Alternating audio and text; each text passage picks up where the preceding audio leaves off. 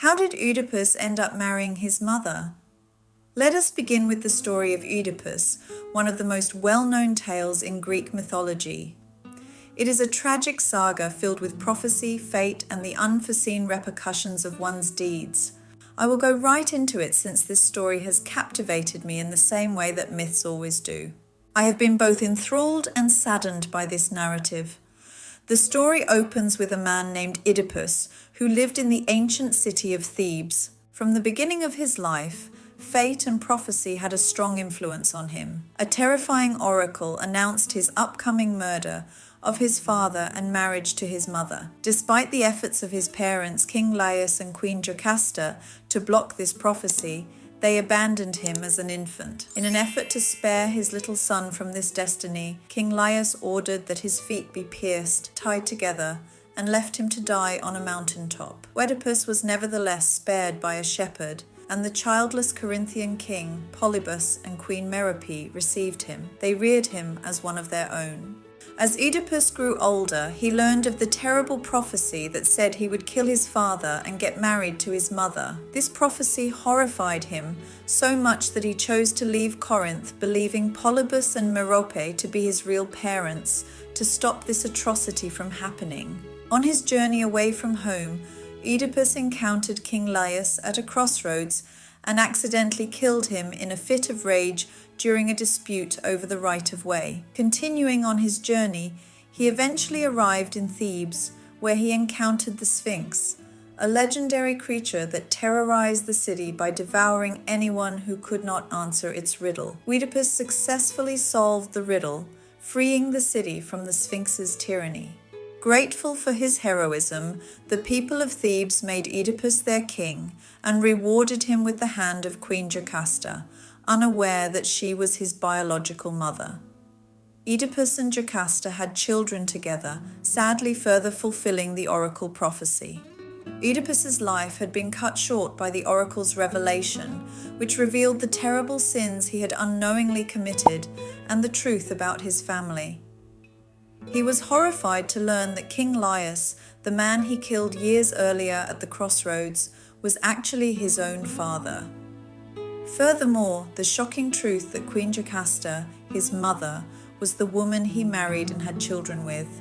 Oedipus felt hopeless and overwhelmed by sorrow, guilt, and the weight of his tragic destiny.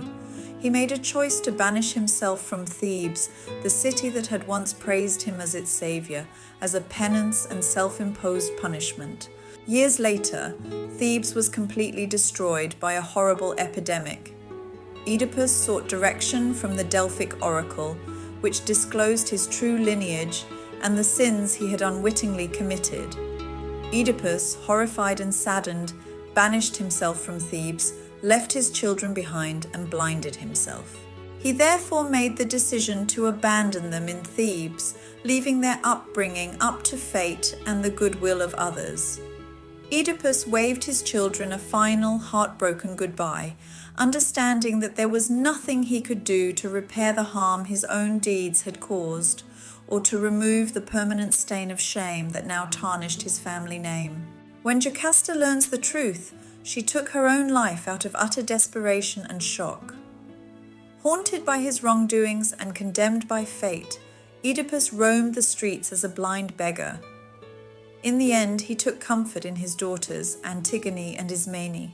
Although Oedipus's death is not stated clearly in traditional Greek mythology, it is widely assumed from a number of sources, including Sophocles' dramas. In Sophocles' play Oedipus at Colonus, the conclusion of Oedipus's life is depicted. After years of wandering as a blind and tormented outcast, Oedipus arrives at the sacred grove of Colonus near Athens, accompanied by his devoted daughter Antigone. There, Oedipus seeks refuge and sanctuary, knowing that his death is near. In his final moments, Oedipus receives a prophecy from the gods that foretells his death. However, the exact manner of his demise is not explicitly described. Instead, Sophocles portrays Oedipus's death as a transcendent moment of reconciliation and redemption. where he is granted a peaceful passing and divine favor for his suffering and atonement. According to legend, Oedipus dies a noble death, surrounded by his daughters and blessed by the gods, thereby finding a measure of solace and closure after a lifetime of tragedy and anguish. The epic tale of Oedipus serves as a warning about the repercussions of trying to fight against fate and the certainty of destiny, regardless of one's level of attempt to do so. If you enjoyed this video and found it helpful, don't forget to hit that subscribe button and ring the notification bell so you never miss out on our latest content. Subscribing is completely free and it really helps us out so you can stay updated with our future videos. Also, if you have any questions or suggestions, feel free to leave them in the comments below.